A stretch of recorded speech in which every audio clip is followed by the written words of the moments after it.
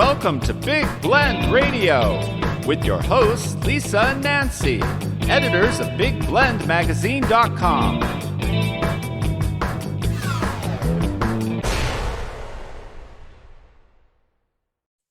Hey everybody, welcome to Big Blend Radio's First Friday Toast to the Arts and Park Show with Nancy and Lisa.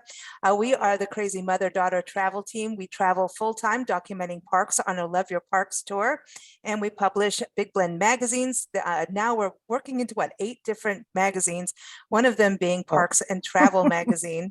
And you can check everything out, just go to BigBlendMagazines.com. But you know, every first Friday is one of our favorite days on radio because we get to interview artists who have been a month-long resident in a national park unit. This is all through the National Parks Arts Foundation.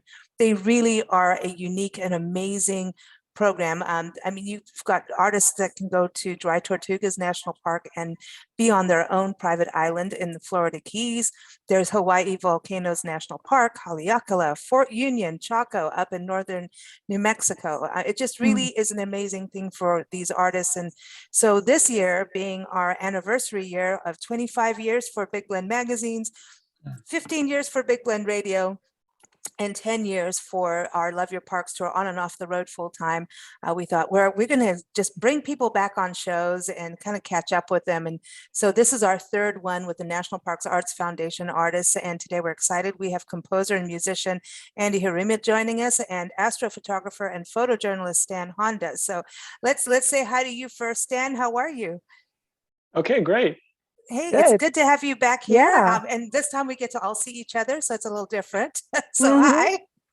Hi. Stan, everyone you go to Stan's website, stanhonda.com. Stan is just amazing. And Stan, you were on our show when you went to Haleakala and then also when you were in Fort Union. So you did one, it was like what, 2019, then 2020?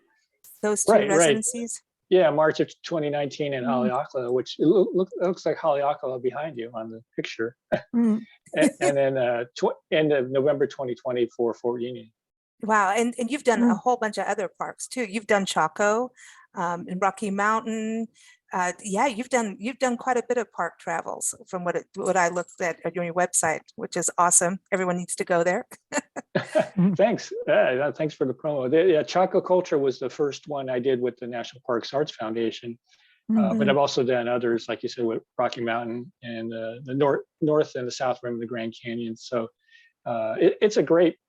I think it's a great idea. It's a great program to work and live in a park like that and just really concentrate on the work that I do. And to have a month that really helps as well. And I want to bring Andy. Andy, welcome back. How are you doing? I'm doing great. So excited to be back here. Hey, this is cool. The first time you were on the show, you were in Hawaii Volcanoes National Park. And we talked, Nancy wasn't even on that show for some reason. I can't remember what was going on, maybe publishing a magazine. But she's here and she got all geeked out on your music this afternoon. Like, this is cool. Because what you do is so incredible. You go out and record the sounds of nature. We're going to play a recording that you did, Lava Rocks, because it does. So give everybody a little overview of what you do, because it's not just taking the sound recordings, but you're composing music and putting it all together. It's pretty neat. Yeah, so I almost treat those sounds as almost like an instrument or like musical materials to work with. Because I've always kind of just loved this idea of like, I'm this person out in nature sort of exploring, and, how does that interact with like my musical identity and then the musical sounds I'm hearing around me. So it's kind of like that interaction between the two. And so, yeah, I treat it like an instrument. So I'll take, sounds of me hitting lava rocks together and go, well, what does this sound like? Or what qualities of sound does it have? Well, it's short, it's percussive. That's got to be my beat. So I start with that. And then I just look for, well, now I need something more melodic. So what sounds do I have that could, function like that? And so I just kind of start layering things like that. And then it kind of develops into like a musical composition just out of those sounds. Cool. And give everyone your website again so that they know, so they can go and listen to things too. Yeah, it's andyjarema.com, JAREMA andyjarema.com. See, I still say Andy Jarema. So there it is. You know, Oh. the J. See, I know the that's why I J is asked you to tricky, do it. right? That's why I asked you to do that. See, I'm just like sneak attack on that. I'm like, Right? The I full didn't know last your name. website, but there it is. But I think what's really interesting too is you've got music sampling happening where people are doing, you know, all the recordings, like the different sounds of instruments, right? So is there a catalog for that in regards to what you do where people can, you know, other musicians can purchase like lava rock sounds, or, you know, I know that you went underwater with a hermit crab and Oh, cool. filmed and recorded that, recorded the Cool. sounds of that. So these are things not everyone's going to be able to suddenly run out and get. Yeah, that's actually a great idea. I never considered that. You know, it's funny because I inadvertently have been collecting a massive library of sounds. I've just naturally done it because it's what I love to do. I just go out with a handheld recording device and record things. And so now I have all this, you know, sound sitting on my hard drive. It would be cool to share that with other people. Yeah. That's a really good idea. I mean, when I make videos, I'm always looking for sounds. Always. Right, Yeah. right. So that would be interesting, because how would you go hermit crab sound? Like, because people are going to be, how would you tag that, you know? It's like, That'd be a tricky one, right? I know, this is what a hermit crab sounds like. You know what I mean? Underwater. So it'd be really interesting to do. But I think between you, the two of you do such amazing work. So it's exciting to catch up with you all. What was the last park that each of you were in? Just, you know, off the cuff, you know, whether it was a national park, state park, your local park. So you, Stan, when was the last park that you set foot in? Actually, I took a short trip to Death Valley and Joshua Tree at the beginning of March, just a few weeks cool. ago. Oh, nice. Yeah, it was just a 6-day trip with a friend, and we stayed up pretty much all night shooting the night sky. Nice. Oh, and that's how I should say, National Parks Arts Foundation does have a Death Valley residency program for night photographers, dark sky photographers. And so, yeah, I mean, when you do this night sky, are you going around and do you sleep during the day, or do you, like, even, you know, when you're at these residencies, when do you sleep? Because you're doing like the opposite of what other people do. Well, I don't know, all artists are night owls, I think. Yeah, it is pretty much the opposite. There's not a whole lot of sleep because during the day I spend a few hours just scouting locations, just seeing the trails. I like to see things during the day so that when I get there at night, I know what's there. I know if there's like the Grand Canyon, you know that there's a edge at the canyon there or something like that. But also Good just point. to get familiar with the surroundings and the landscape. And then it kind of depends on what's up in the sky. Sometimes I stay up really late, past midnight till early morning hours, or sometimes I might sleep for a few hours and then shoot from closer to midnight to dawn, something like that. So, but yeah, it is pretty disruptive of the normal sleep patterns, at least. You know, that's traveling full time. We've decided we just don't have. We don't clock have any anymore. We pattern. just don't have one anymore. It's Right. kind of weird, and that's how I mess up everyone's time zones on radio shows and, you know, arrival times. Well, this could happen. But it's like, oh, we crossed another time zone. Oopsie. You know, it happens. So, Andy, for you, what was the last park you were in? Yeah, great question. I'm glad I had the time to think about it while you have Stan. You know, we have our local park here where I live in Clawson, Michigan. It's beautiful. The robins are now out every morning, so I get to hear the dawn chorus. So I love that. So I, you know, stepped foot in there just yesterday. But in terms of a big park, it's funny, Stan, I just also, well, I shouldn't say recently, but I went to Joshua Tree. That was in, I think, 2019. Going into 2020 over like the new year. And that was the last big trip I've done since the pandemic. Now I just been kind of tethered inside my house. Well, we were sheltered in place in Joshua Tree. Yeah. When everything got for locked up, us. we were there. Wow. In fact, as they were closing the park, we were like one of the people that got turned around, and because we were filming tent caterpillars coming out of their little cocoons, and because they eat their It way was out. cool. Well, I thought it was cool. And Yeah. other people, I put some of it up on Facebook and some groups, and some people absolutely just got horrified. And to me, this was just because you can see It their was mandibles, cool. they're like munching. I mean, this was like, you There's know, such if you a- ever watched the movie Dune, the original one, when they're under the sand and then out comes the, but anyway, It was kind of like that. But then I couldn't go back because I was like, okay, what's happening now with them? Because, gave it like what, not even 8 hours. And I'm like, what's going on? We got to go back. And I wasn't allowed. But we were just there, the end of February, early March. We were out there too on our way west to Washington State, where we are now. So it's a fun thing going to parks and getting into different zones. For you, Andy, with we're listening to Stan, how he has to scout and then set up, what's the best lighting and do all that work at night. What are you looking for, and what do you decide? I mean, when you went to Hawaii Volcanoes, obviously, like that's an interesting area, but how do you know where you want to start recording? Yeah, so it's funny because I don't plan as much. I just it's funny. So this is the wonderful thing about Tanya Ortega and the National Park Arts Foundation. She was like, and by the way, she's the president of the National Park Arts Foundation. Yeah, she's amazing. Oh my gosh, she is amazing. Isn't she the best? Oh my gosh. And so she just was like, Andy, go out and enjoy yourself. Like, do your thing. So honestly, it was basically looking at the hikes and the trails and going, what do I just want to explore? Like, what looks interesting to me? And then, I just had the handheld recording device ready, and then I just hear sound and I go, wait, what is that? Like, so I gotta go record that, right? But I did spend some time really delving into bird song when I was in Hawaii. It was kind of an obsession that kind of like peaked during that time I was there in 2019. And so I did spend some time scouting out where's the best like birding locations. And I did find Kapuka Kai, which is a little section on Mauna Loa where there's a big bird population there. And so I woke up at like 4 a.m. to get there and recorded bird song for an hour as they were kind of waking up, and that was probably the only time I did anything in the time that you usually work, Stan. Most of the time I was awake during the day, so that was tough for me. So I can only imagine how hard it is for you staying up all night.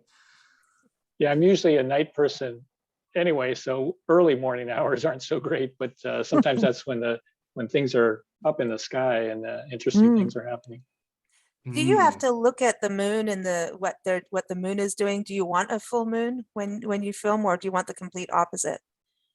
Usually it's the opposite. A full moon is great to look at, but it tends to wash out a lot of the stars, and you can't really see things like the Milky Way. So I usually plan my trips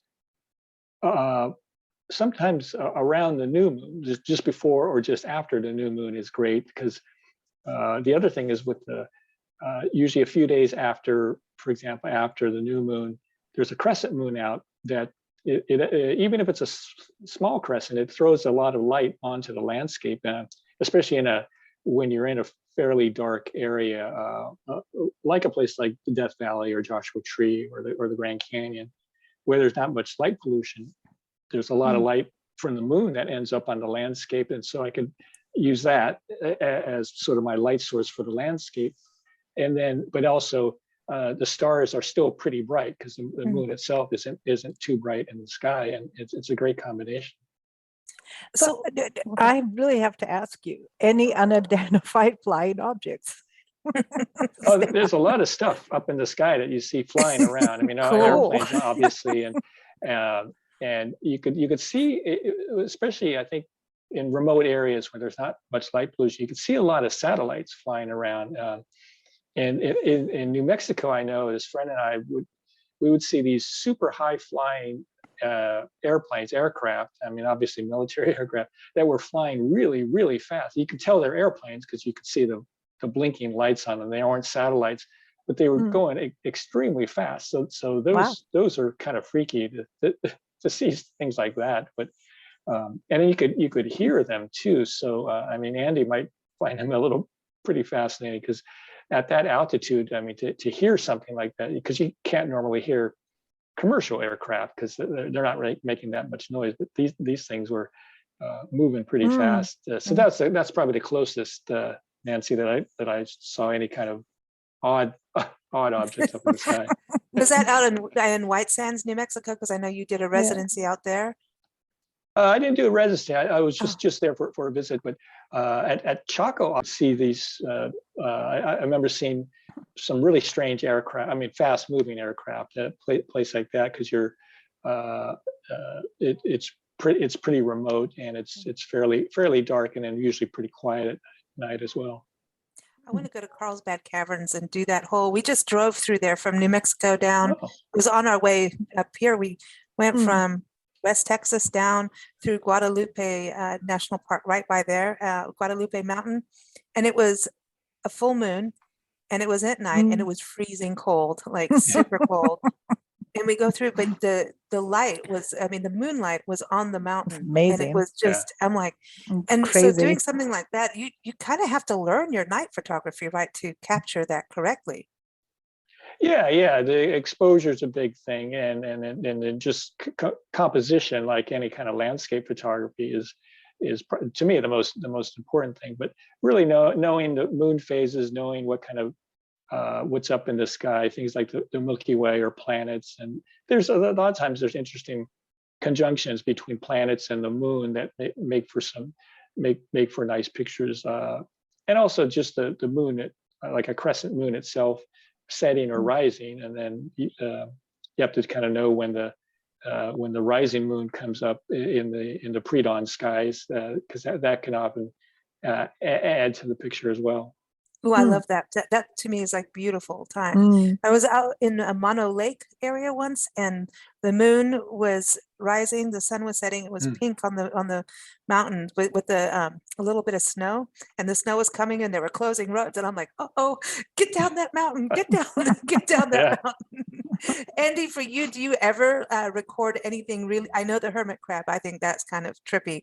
Any weird things that you've recorded? Yeah, we want alien stories, if you don't mind.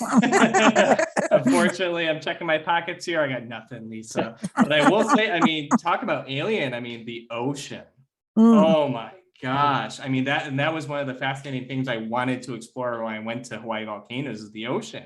How does it sound? And so I bought a hydrophone before I went and tested it out in my bathtub, and got it working. And then when I got there, it was funny because I tried so hard at first to get good sound, and it's really finicky using a hydrophone because underwater sound travels totally differently, and so you have to account for like the physics and the frequencies in a totally different way than you do in the air. Sound travels farther, and I got a lot of like high-pitched hiss due to like the way the microphone was working. And so, but that hermit crab was the first success I had, and that was, I mean, just even that little creature though, hearing it rolling a rock on the surface of this little tidal pool was just such an alien experience, and then you get out there and you put the hydrophone in the deeper ocean, and you hear this crackling Rice Krispie sound, and you're going, what's that, and then you spend all these hours researching, oh, it's snapping shrimp. They're just making sound down there all the time with their little claws. So I couldn't get rid of that sound at first, and I'm going, what's the sound, what's this hiss? No, that's snapping shrimp. So I mean, that to me is aliens. They're right? castanets. Cool. Well, they are like, they're the scorpions of the sea. Yeah, they are. Right. Yeah, they're incredible little creatures. So yeah, getting to hear that alien landscape those were the aliens for me. Well, you can do like a whole musical video with creatures and the sound from the ocean. That'd be so cool. Well, the Day of the Triffids, that movie, the Triffids go clack, clack, clack, clack, clack, clack. Yeah. Sorry, it's a really good movie. Everyone has to watch the Day of the Triffids. Interesting.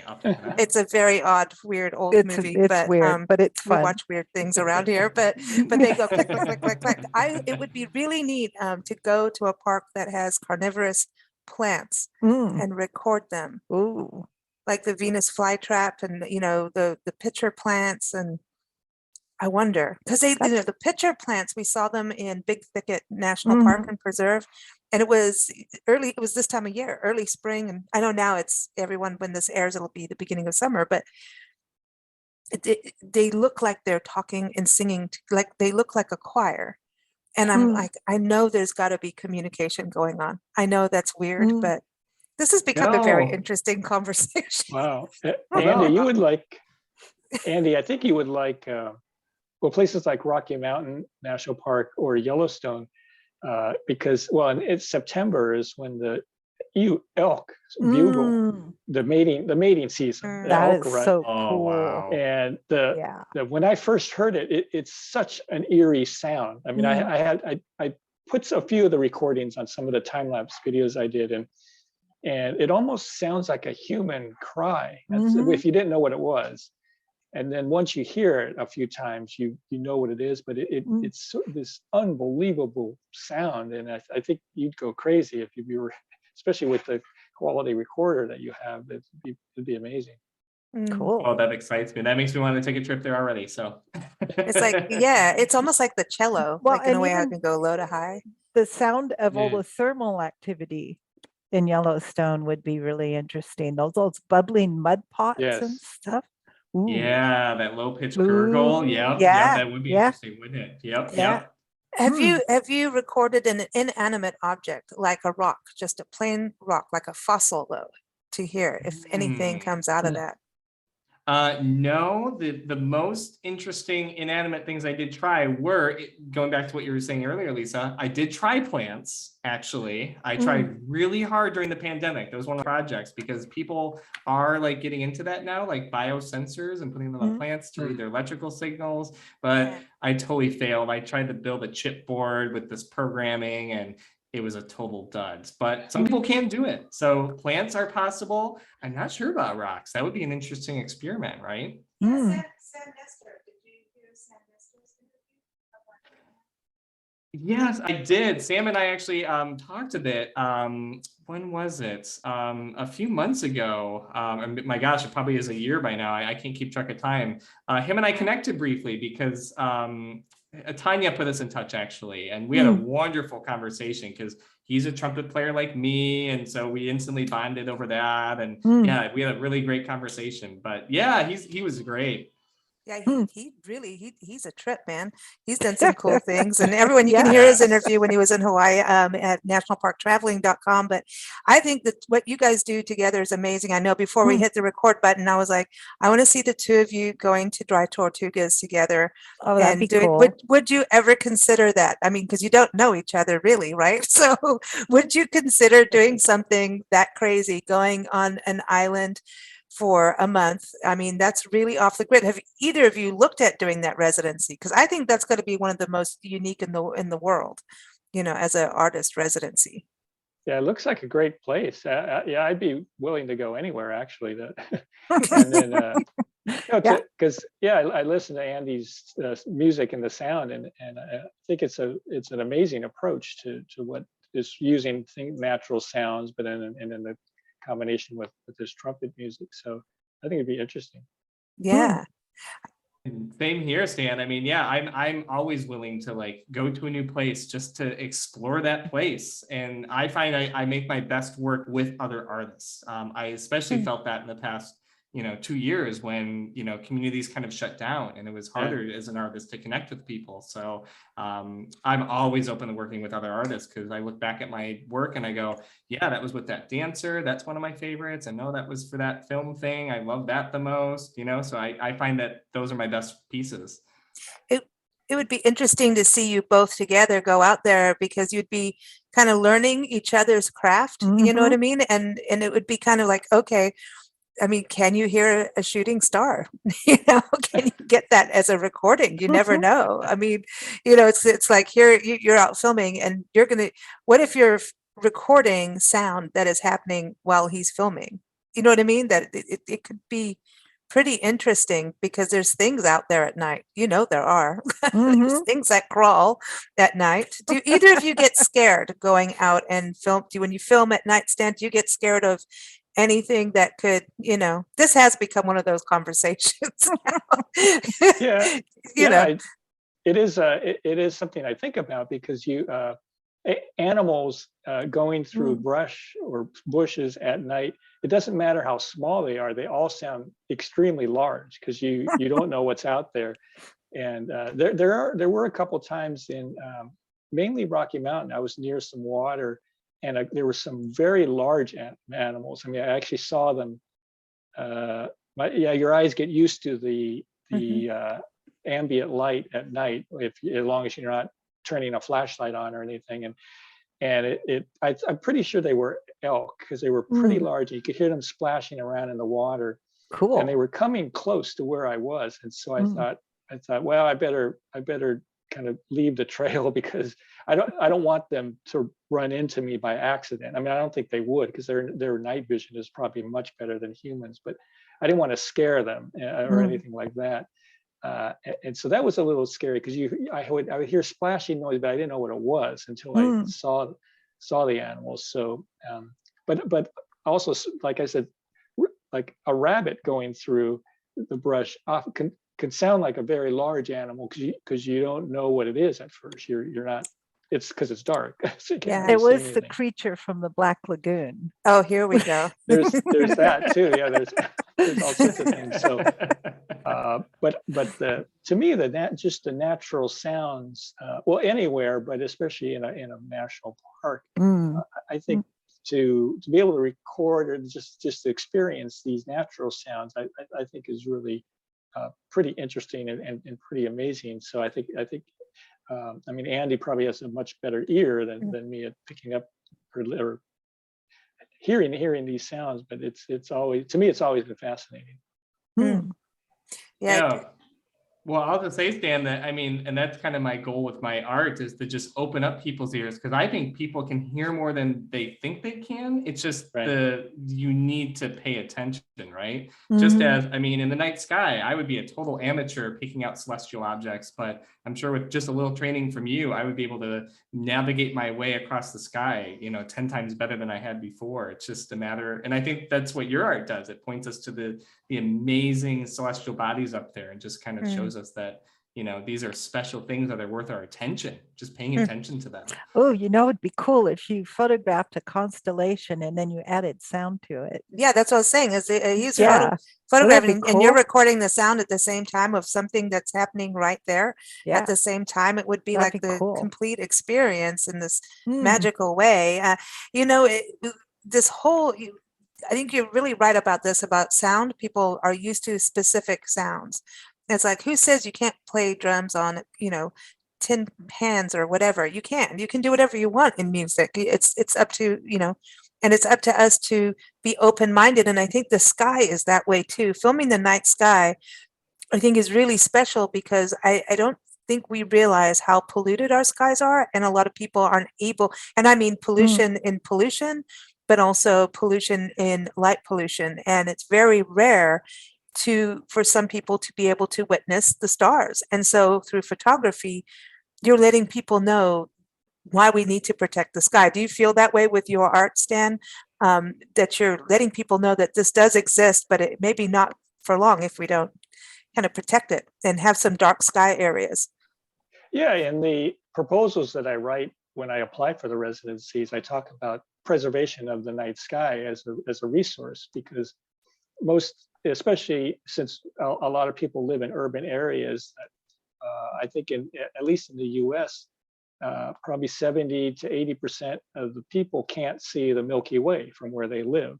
People used to be able to see the Milky Way even from suburban areas, but now you can't. And that's one reason people go to national parks, is that they want to see stars. They want to see something that they can't see from where they live, from their home. And in many, especially a lot of the national parks in the West, as long as it's clear and there's not a really big moon out, you can see something like the Milky Way, which fewer and fewer people are experiencing nowadays. And that's, to me, that's a shame, because it's really the view of the stars is part of human history, that we use the sky, I mean the sun and the stars, to do things like navigate, and people created stories, cultural stories, and they see, obviously people saw patterns in the sky. And they turned them into constellations and created stories and fables out of those. And then people are wondering,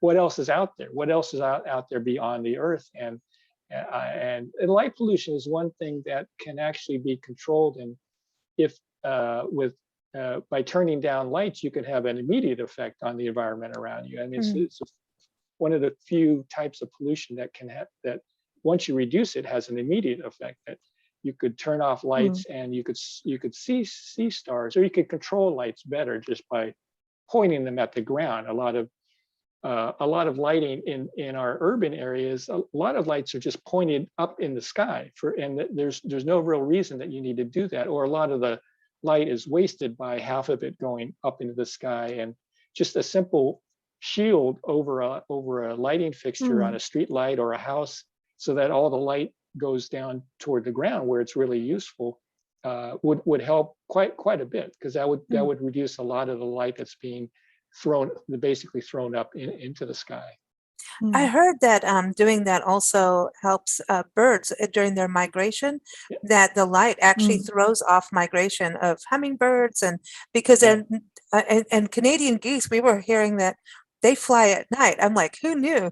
I mean, have you ever filmed and seen birds like, hey, we're on our migration path. Sorry, Stan, we're getting in front of your stars. Have you ever witnessed actually, in Central Park, I shoot a lot in Central Park when I'm at home in New York City, and there's a reservoir in the middle of the park, and that I photograph a lot in, and there are a lot of ducks that are in the reservoir, and so sometimes I've been out and I shoot pictures, and there are these strange kind of blobs, because I shoot relatively long exposures, like 2 or 3 seconds, maybe sometimes 15 or 20 seconds in the city, and these big blobs, and I realized that they're the ducks who are just kind of flying around and they show up as kind of these blobs in the picture. Okay, Nancy, it's not the UFOs. So unfortunately, it's not the UFOs. Sorry, yeah, no, but that's it. That's neat.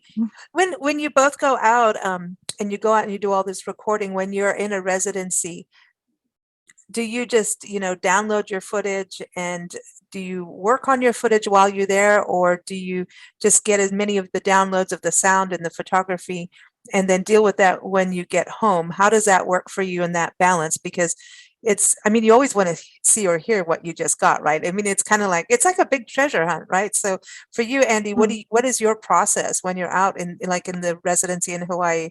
What were you up all night listening to your sounds? Yeah, the short answer is no. And I learned that lesson during my first residency in the Great Smoky Mountains the year before, because, I had this urge, or this like almost feeling of guilt as an artist. Like, I'm here, I'm the artist in residence, I need to be working on my art. But then after a while, I realized, no, you just have to experience. And so, I did play around with some things, but especially when I got to Hawaii, my partner Danielle was with me. And so, we'd finish hiking, and then she'd be like, hey, let's go get some, really good poke or shaved ice, or to go to Kona Brewing. And so, we'd go experience that aspect of the island, the food, the culture, the people. So that was also just as important to me. So I deliberately in Hawaii kind of shoved all my art aside. I just kind of collected. And then it was a good at least 4, 5, 6 months afterwards that I didn't even start touching those sounds, because I also felt like I needed distance. I needed time to process, because I pretty much got off the plane from Hawaii, and a week later I was back to public school teaching, doing my normal job. So I barely had any time to process. So over those months, kind of thinking back over the trip and thinking about, well, what do I want to say with my sounds, was an important part of the process. So I really gave myself time to think and process. And then I think it was actually a full year after the residency when I finally produced my work. So it was a very long process. So yeah, the short answer is no. This time I kind of just experienced. I got out, I hiked, I ate the food, I met the locals, and did that first. And then it was a slow year-long process after that to play with the sound and make my pieces. Yeah, it's kind of like that even for us on the tour. Well, things on COVID and all of that happened while we're traveling full time, and it was like we were detoured everywhere. I mean, literally. So you think you can sit and work at this place? No, sorry, detour. You're So it was kind of crazy. And then when you start going through footage, of all the parks we've been to, which I think is now 800. I'm not kidding. That's kind of crazy. You start to relive and re-experience and experience it in a deeper way because you have the ability to do the research. Like, what? I didn't know that this plant did this and this is why. And, you know, because you can't do it all. You want to, but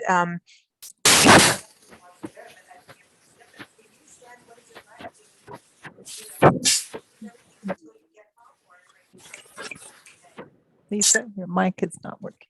Oh, sorry. Little technical issue. Okay, there it is. Can Are you you hear me back? now? Okay, good. Okay. So Stan, is Yeah. it the same thing for you? Where you, with your work and your photography, do you wait till you get home or go for it?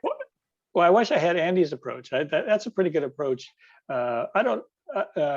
It turns out that I look at my pictures, I think, just to check to make sure that what I'm shooting is what I'm getting is what I think I need.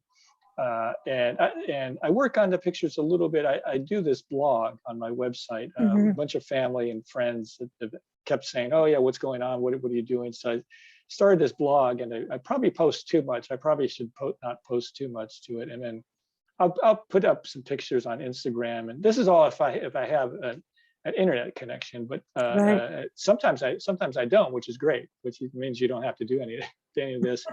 And then sometimes I get interviewed by travel websites, and I produce some pictures. I think I made some pictures from both Fort Union and Haleakala for you before you did the interviews.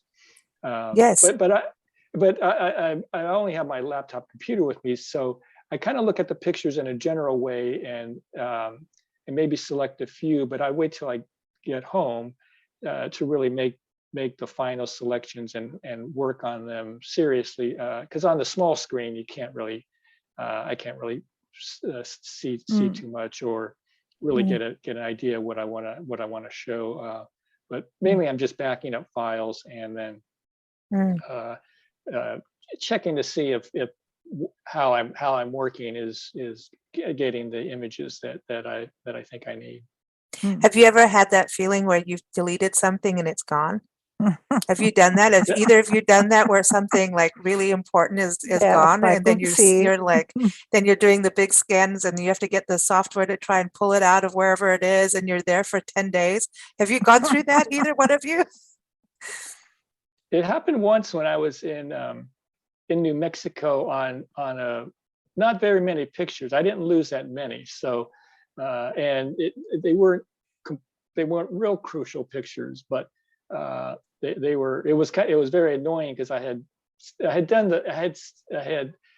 basically hit the wrong button on the camera I was using, and all of a sudden I lost some pictures, and I thought, oh man! And then, but then I couldn't. It's funny, I couldn't recover the images from that disk for some reason. I had sent it off, and they couldn't do anything. Wow. So. Maybe it was one of those airplane things did something. It was one of those things up in the sky, Stan. They knew. They're like, I think that's what it was. Yeah, they saw one of those blobs. Right. Right. I hate that feeling because you're just like, oh no. It's just like, no. Has that happened to you, Andy? No, because I'm the type of person that would just end my world. So I'm the type of person who has like 3 hard drives. Always at the ready. So I'm just like, back it up twice. Here's a flash drive.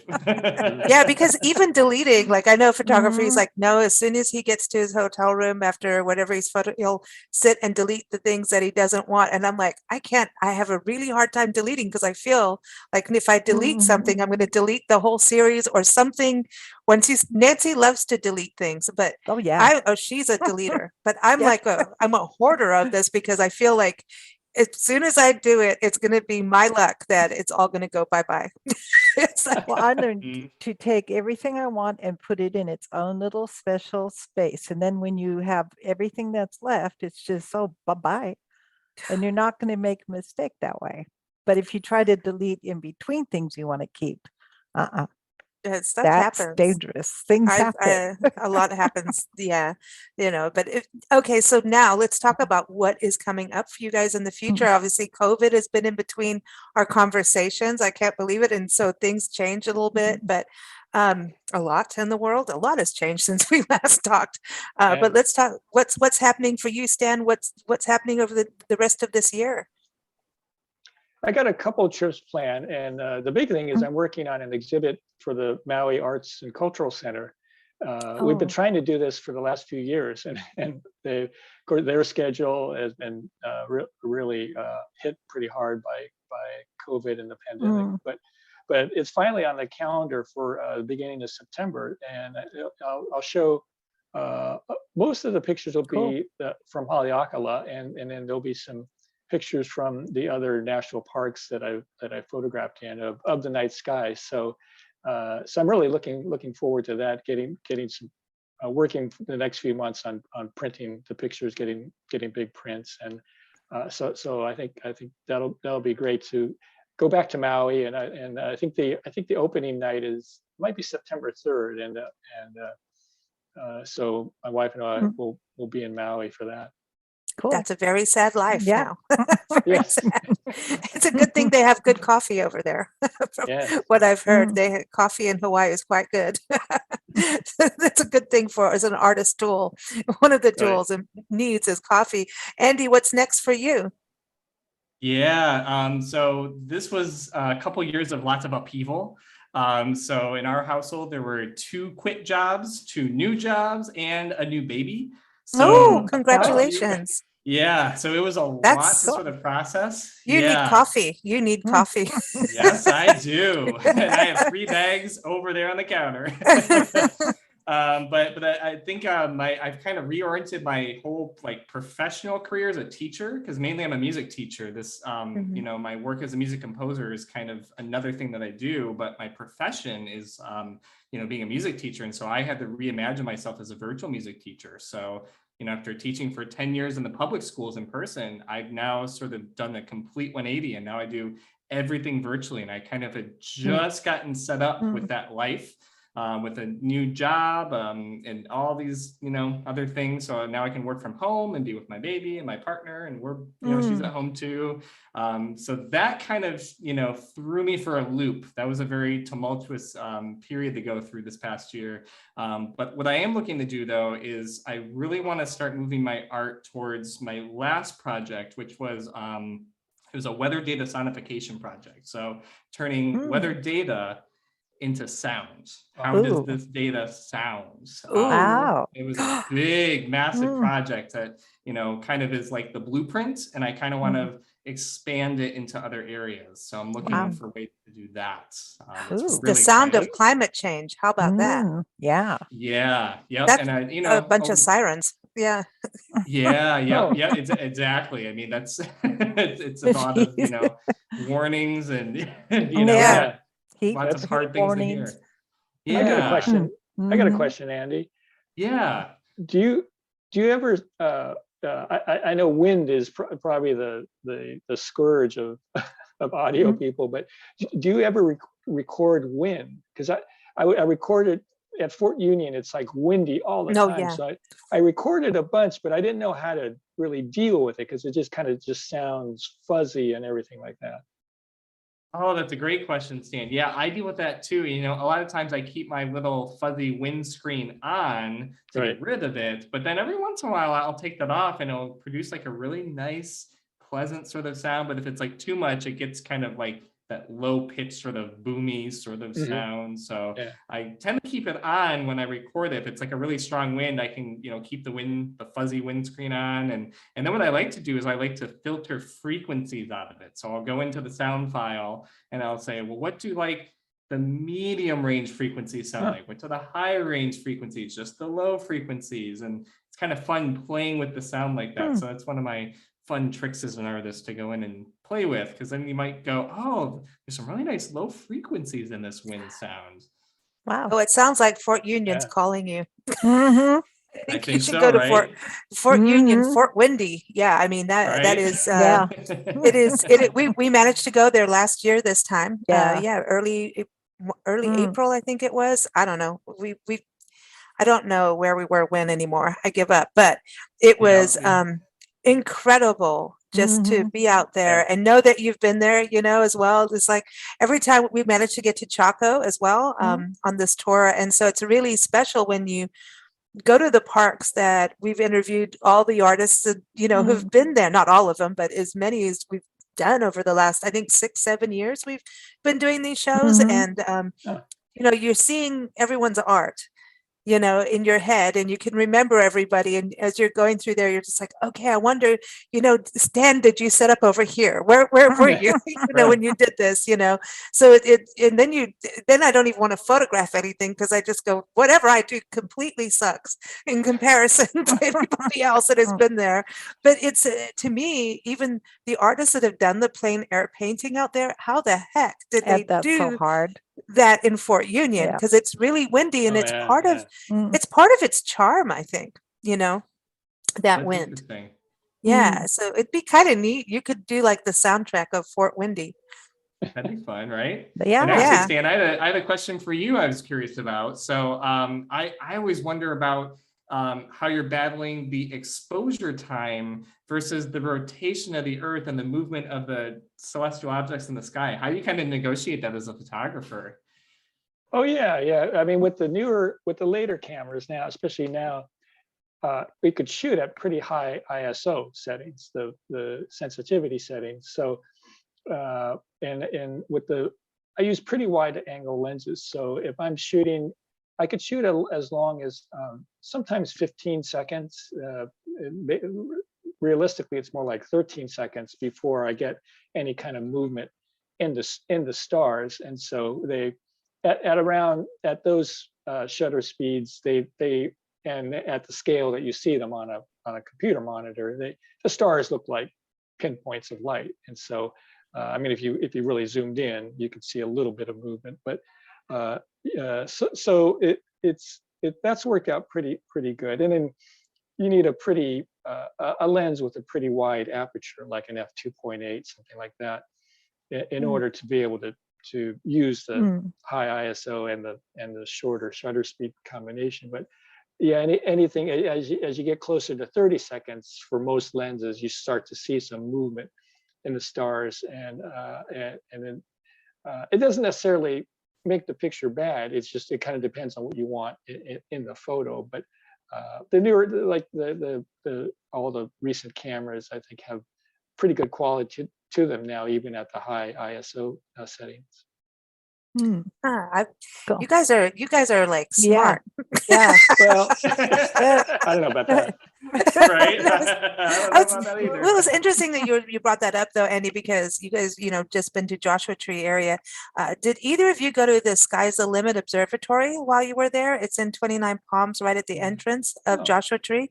Oh my gosh, they have an observatory. They have next time you guys go anywhere, you need to call us. They would have. No, they really would have loved it. It's right outside a friend of ours is actually the founder, and she's retired from it all now, but they have a little, they have an orrery that they have built out there. They've got a sculpture from, I'm going to forget his name. I shouldn't. Oh man, he's so famous. Diaz. The Sima Daba.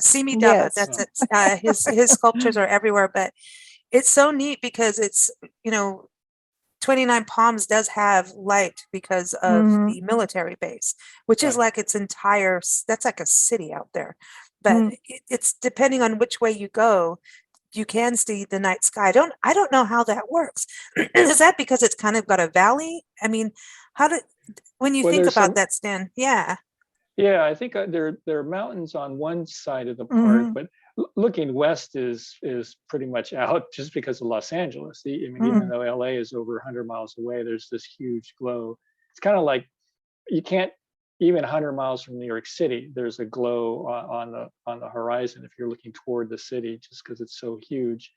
But we were when we were just in Joshua Tree for one night, in a pre-dawn, and but we were looking more to the east and the south, and that seemed pretty good. I mean, we were able to get some pretty good pictures looking in those directions. The south direction is very good because it goes towards Mecca.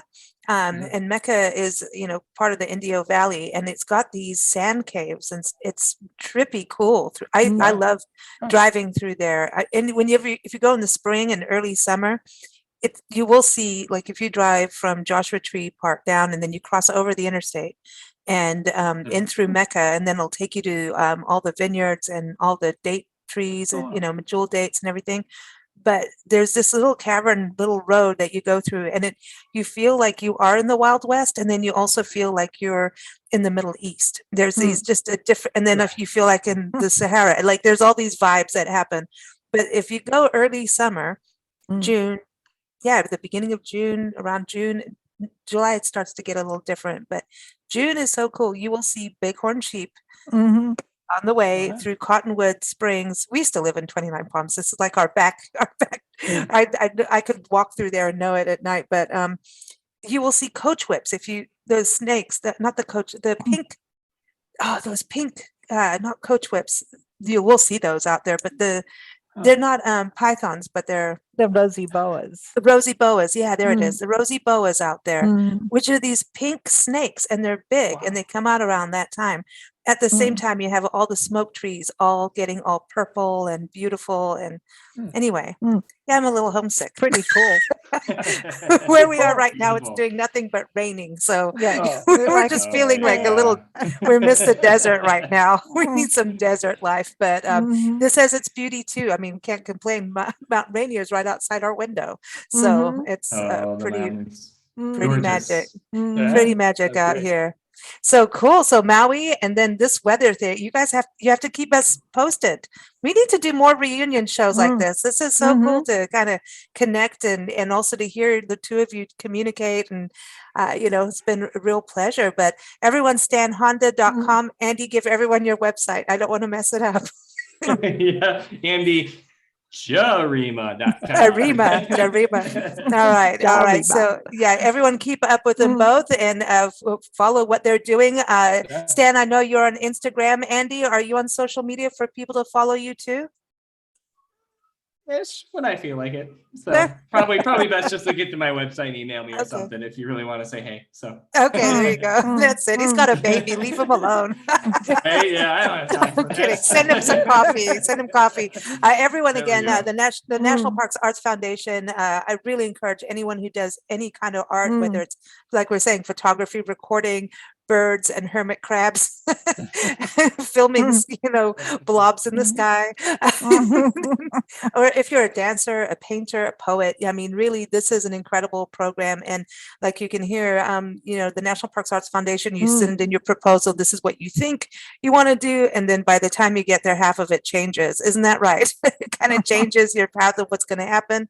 Right. And they're very open and understand the artist's way, basically. I think they really understand artists having their integrity of what they do. So nationalparksartsfoundation.org is the website. And are either one of you going to apply for another residency within the next year or two?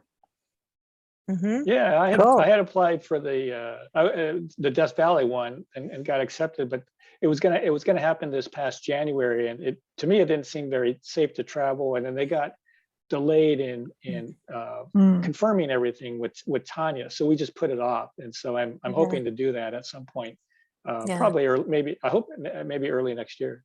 Awesome. I know it's not been easy getting things back on the ground, because as soon as you think it's fine, it's like, so I told you, we live on detours because, and it could change again right now, so I think we all just have to live with this extra thing of patience. Really, gotta be flexible. The parks will always be there, so that's the way I see it. So long as we support them, absolutely. And Andy, for you, have you applied for one, or are you going to a specific one, or? I would love to. So I'm also thinking about Death Valley in the future. That one looks interesting to me. The Dry Tortugas one looks really interesting. I did get Yellowstone in 2020, but then because of COVID, everything fell through with it. So first they delayed it, And then they said they just took all the funding away. We're really sorry. Oh, So I was no. really Bummer. upset about that one. Yeah, But, that's I'm too looking at bad. other opportunities and other ways to collaborate with artists. I'm actually looking at some virtual residencies right now outside the park system. So ways to collaborate with people virtually across the world. So yeah, really interesting opportunities out there that I'm trying to explore. Cool. And, but yeah, definitely the dry tortugas in Death Valley. Those look fascinating to me. So as soon as my baby is old enough to, get out there and hike, I think we're going to be good. Now Cool. that baby's gonna have legs, man. That's it. Yeah. Off you go. Get in there. Oh yeah. Get out. Get out She's going there. with us. That is it. So everyone, again, keep up with us at bigblendradio.com. We air these National Parks Arts Foundation artist residency shows every first Friday. And you can also keep up with those interviews. Just go to nationalparktraveling.com. So we're going to close with your recording Lava Rocks. So this, you really Cool. just put the two pieces of lava together and just said, okay, I'm going to rock the lava out. Yeah, it's a whole story, but basically lava rocks all make different sounds because they're all constructed slightly differently and have different textures to them. So when you hit them together, they all have a slightly different sound to them. So it was a playground playing around with those. Oh my gosh, it was so amazing. Well, here it is, everybody. Take a listen to Lava Rocks. Thanks, guys. Thanks, guys. Thank you.